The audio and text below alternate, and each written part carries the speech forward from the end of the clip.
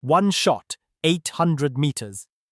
A North Vietnamese officer raising his binoculars to scan the tree line, completely unaware that the patch of brush he is looking straight at is breathing, that the bush has eyes, that the bush has a rifle, and that the man behind it has already done the impossible math. Wind, drop, the slow creep of the earth's heat shimmering off the rice paddies, and decided that this man's last second on earth has already begun. The enemy called him White Feather. They put a bounty on his head worth more than 3 years of an ordinary soldier's pay. They sent their own elite marksmen into the jungle for one purpose: to find the ghost and end him. None of them came home. And the strangest part of this whole story, the part that makes grown veterans go quiet when his name comes up, is that the deadliest sniper the world had ever seen was not some genetically gifted superhuman. He was a skinny kid from Arkansas who learned to shoot rabbits because his family was too poor to waste a single bullet missing one. This is the story of Carlos Hathcock. 93 confirmed kills. Hundreds more that were never officially counted because nobody was standing next to him with a clipboard in the middle of a firefight. A man who once spent 3 days and 3 nights crawling on his belly across an open field, inch by agonizing inch, to take a single shot, and then crawled all the way back. A man who became so feared that the enemy stopped trying to ambush patrols and started hunting one individual soldier by name. And by the end of it, the legend he built did not just rewrite what one rifle in steady hands could do, it rewrote the entire doctrine of how modern militaries train the men they send out alone. But to understand why Carlos Hathcock matters, why his name still gets spoken in hushed tones in sniper schools that didn't even exist until he came along, you have to understand what sniping actually was before him. Because here's the thing most people get completely wrong. They think the sniper has always been this revered, almost mythical figure in the military, the patient predator, the one-shot legend. The truth is the exact opposite. For most of the 20th century, armies didn't really want snipers.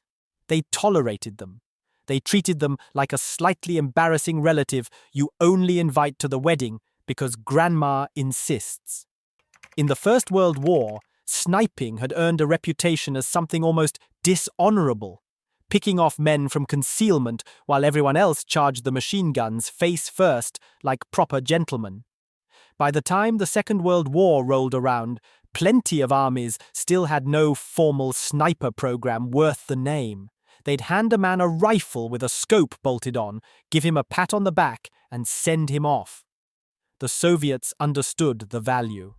They'd learned it the hard way at Stalingrad, in the rubble, where a single hidden rifleman could freeze an entire advancing column with one well-placed crack. But in the American military, the lesson kept getting forgotten the moment the war ended. Peacetime came, budgets shrank, and the sniper schools quietly closed their doors. The hard-won knowledge of how to teach a man to disappear and kill simply evaporated like it had never happened at all. So when the United States found itself sliding into the jungles of Vietnam in the early 1960s, it was, almost unbelievably, starting from scratch again. The Marine Corps had no real sniper doctrine, no standardized training pipeline, no agreed-upon rifle. The institutional memory had rotted away, and the men running things had to relearn, from the ground up, a craft that previous generations had already mastered and then thrown in the bin. And into that vacuum, into that strange moment where the entire concept of the modern military sniper was about to be reinvented, walked a quiet, polite, almost shy young man who had been training for this his whole life, without ever once thinking of it as training. Because the rifle was not a weapon to Carlos Hathcock when he was a boy. It was a tool of survival, and it was the closest thing he had to a friend. He grew up dirt poor in rural Arkansas during years when nobody around him had much of anything. His parents split when he was young, and for long stretches he was raised by his grandmother in a small house where money was something other families had. There was no spare cash for entertainment, no extra anything. What there was a battered old rifle his father had brought back from the war in Europe, and a world full of squirrels and rabbits that, if you were patient enough and good enough, could become dinner. Now here is where the legend really starts, and it starts long before any battlefield. A kid in the city learns to shoot at a paper target on a range with a box of ammunition his dad bought at the store. There are no stakes. You miss, you shrug, you reload. But Carlos learned to shoot in a world where every cartridge was precious and a missed shot meant going to bed hungry. That single fact changed everything about how his mind worked when he looked down a barrel. He did not think of the shot as something you fire and hope for. He thought of it as something you earn before your finger ever touches the trigger. The wind in the grass, the way the light fell, the exact moment the animal would freeze. He learned as a child to become part of the landscape, to wait without moving until the world forgot he was there. He would spend hours out in the woods, alone, lying so still that birds would land near him. He learned that movement is what gets you seen, not shape, not color, but motion. A lesson that elite snipers pay tens of thousands of dollars to be taught today, and one this boy absorbed for free at the age of 10 because it was the difference between meat on the table and an empty stomach. He talked to that rifle the way a lonely kid talks to a dog. He cleaned it like it mattered, because to him it did. And by the time he was old enough to imagine a future, there was really only one thing he wanted to do with his life. He wanted to wear the uniform. He wanted to be a United States Marine. He had seen the recruiting images, the pride of it, the sense of belonging to something larger than a poor house in Arkansas. When he was old enough to sign the papers, that is exactly what he did.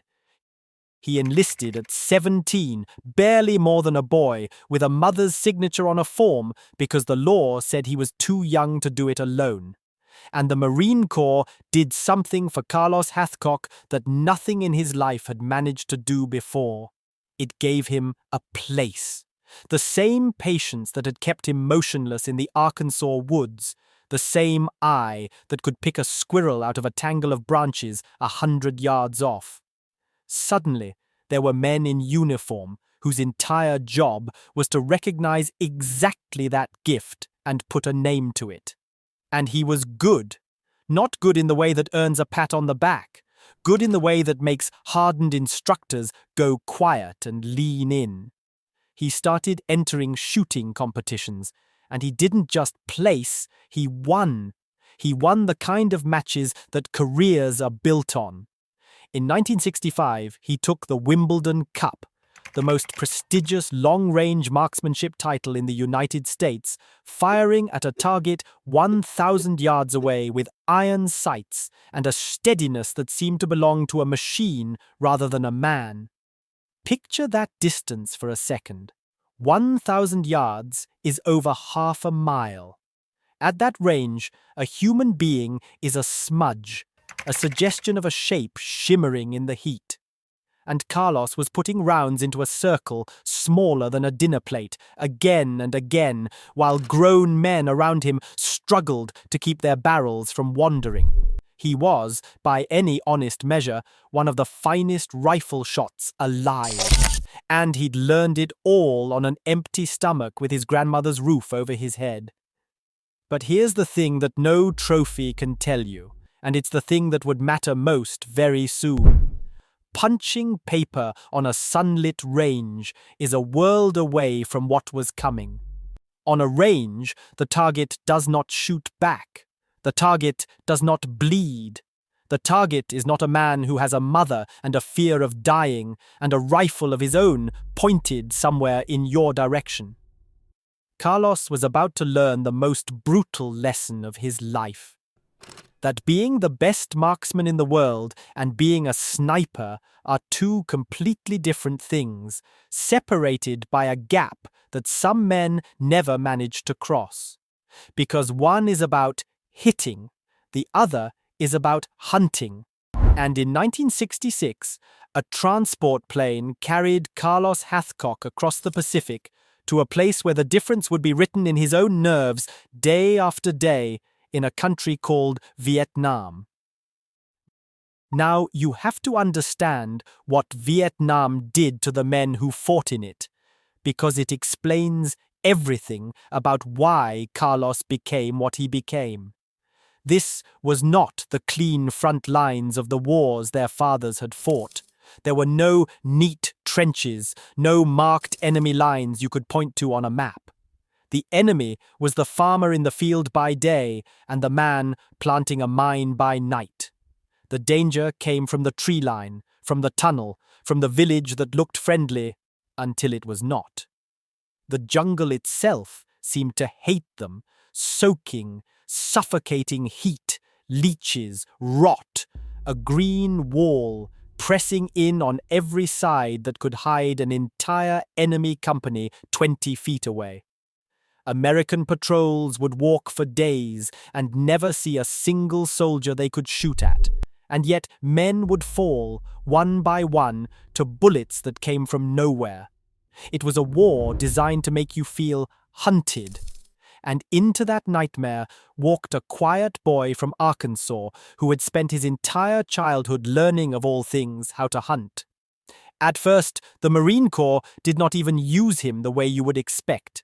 They made him a military policeman. Can you imagine? The finest rifle shot in the country, checking papers and directing traffic in a war zone. But Carlos kept volunteering for combat patrols whenever he could, drifting toward the danger rather than away from it, the way certain men do, not out of recklessness, but because something in him understood that this was where he was supposed to be. And eventually the right officer noticed. The Marines were beginning to formalize something that armies had always done in an amateur fashion but rarely treated as a craft. They were standing up a proper scout sniper program. Small teams of 2 men, a shooter and a spotter, sent out alone into hostile country to do something cold and deliberate and almost unbearably patient. To find the enemy before he found you. To wait, and to make a single shot count. It was, in other words, a job description ripped directly out of Carlos Hathcock's childhood. And the man who would shape him into a legend was a gunnery sergeant who ran the program, a veteran who understood that the rifle was the easy part. The hard part was the mind. He taught Carlos and the others the things that do not show up in marksmanship medals. How to read the wind, not as a number, but as a living thing. Watching the way the grass bent and the mirage danced above the hot ground to judge a current of air you could never feel on your skin. How to range a target by eye in country where every distance lied to you. How to move through jungle so slowly that a single deliberate step might take a full minute, planting the foot, testing the ground, shifting your weight by inches so that not one leaf whispered against another. How to lie in one position for hours, for an entire day, while ants crawled across your face and the sun cooked you alive and a muscle in your leg screamed to be moved and to not move.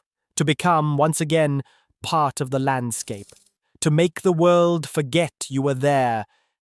And this is the part that gives me chills, because it's where the whole story turns. Everything Carlos had taught himself as a starving 10-year-old in the Arkansas woods, The stillness, the patience, the reading of light and wind and the freezing of the target, the absolute discipline of the single earned shot, it all came rushing back, except now the stakes were no longer a missed dinner. Now the stakes were his own life, and the lives of the Marines whose patrols he could protect, and the lives of the men on the other end of his scope. He took to it the way water takes to a hillside. His instructors watched him work and realized they weren't teaching this man so much as unlocking something that had been there all along. And so they sent him out into the worst of it, alone with a spotter and a rifle. What happened next would put a price on his head and a name in the mouths of his enemies, a name that would follow him out of the war and into history itself. The country he was sent into was a green hell of paddy fields and elephant grass and triple canopy jungle, a place where the heat sat on you like wet wool and the enemy might be 10 feet away and you would never know it. And into that hell, Carlos Hathcock carried a bolt-action rifle, a notebook, and the strange gift of a boy who had learned to disappear. He didn't run on adrenaline. He ran on patience, the kind that most men simply do not possess, because most men cannot sit still long enough to let the war come to them. His method was almost monastic in its discipline. He would move into a position before dawn, sometimes crawling for hours across open ground, inch by deliberate inch, and then he would simply stop. He would lie in the grass and become nothing, a fold in the landscape, a shadow that the eye slid right over. Insects walked across his hands. The sun rose and fell. And he waited, sometimes for days, watching trails and tree lines through his scope until a target presented itself. When it did, there was no hesitation and no second thought. One round, one earned shot. Then the slow, patient withdrawal, melting back into the green before anyone understood what had happened or where the death had come from. The enemy began to notice. A pattern emerged in the worst possible way. Marines who had been dying in ambushes along certain trails suddenly stopped dying because something out in the grass was killing the men who set those ambushes first. The North Vietnamese gave him a name. They called him the White Feather, because Carlos wore a small white feather tucked into the band of his bush hat, a small act of defiance, almost arrogance, a way of saying, I am not hiding from you, I am simply better than you. It was a dangerous thing to do, because that feather made him recognizable, and the enemy wanted him dead so badly they put a bounty on his head, a figure far larger than the price placed on any other sniper in that war. Other Marines, the story goes, began wearing white feathers of their own to confuse the hunters who were now hunting them. They were protecting the man who was protecting them. And then comes the set piece, the moment that anyone who knows Hathcock's name knows by heart. Because the bounty drew a hunter of their own. The enemy sent a counter-sniper, a marksman of real skill, into Carlos's area with one job, to find the white feather and end him. Two of the deadliest men in the country, each looking for the other across the same patch of jungle, each knowing that the first one to make a mistake would not live to make a second. Carlos and his spotter moved through the bush, reading sign, reading instinct, both men feeling the prickle on the back of the neck that tells you that you are no longer the only hunter in the woods. It came down, in the end, to a flash of light. Carlos caught a glint deep in the tree line, a reflection, the sun catching something it shouldn't have. He fired at that flash. and when they crept forward and found the body, they discovered the bullet had passed clean through the enemy sniper's rifle scope and into his eye. Think about what that means.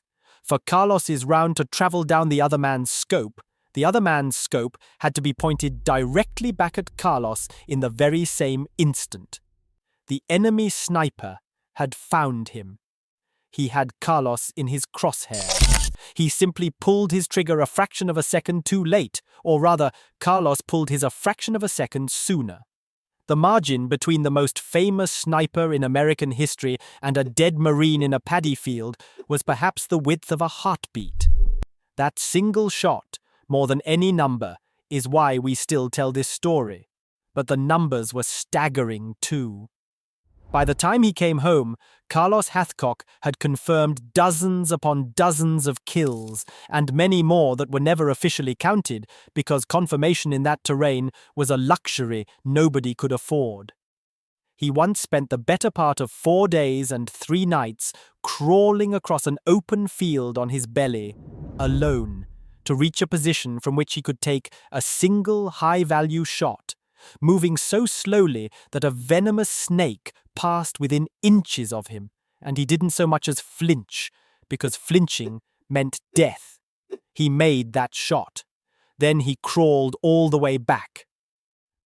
But here is the part that reveals the man underneath the legend, and it is the part I want you to sit with. His war ended not with a bullet, but with fire. The vehicle he was riding in struck a mine, and Carlos, badly burned, pulled several fellow Marines out of the flames before he let anyone tend to his own scorched body. He nearly died. He carried those burns and that pain for the rest of his life. And when people asked him later how he could live with what he had done out there, how he could square all those single-earned shots with his conscience, his answer was simple and quiet and devastating. He said he did it so that the men beside him could go home. Every target he froze in his crosshairs was a Marine who got to see his family again. That, to him, was the whole arithmetic of it. He went on to help build the Marine Corps' modern sniper school, pouring everything that starving Arkansas boy had taught himself into a doctrine that would protect generations of riflemen he would never meet. The patience, the stillness, the reading of wind and light, the discipline of the single shot. Long after his body had given out, his methods were still being taught, still saving lives, still echoing in the dry crack of a rifle on a faraway range. The boy who hunted to feed his family became the man who hunted to protect his country, and then became the teacher who made sure the craft outlived him. So that's the question I'll leave you with, and I genuinely want to know what you think. Carlos always insisted he was a Marine first and a sniper second, that the rifle was just the tool and the men he saved were the point. Do you think that is how he truly made peace with it? Or was that simply the only way any man could survive carrying what he carried? Tell me in the comments. And if this one got under your skin, go watch the story of how Britain mastered the sniper rifle next, because that is a very different kind of legend.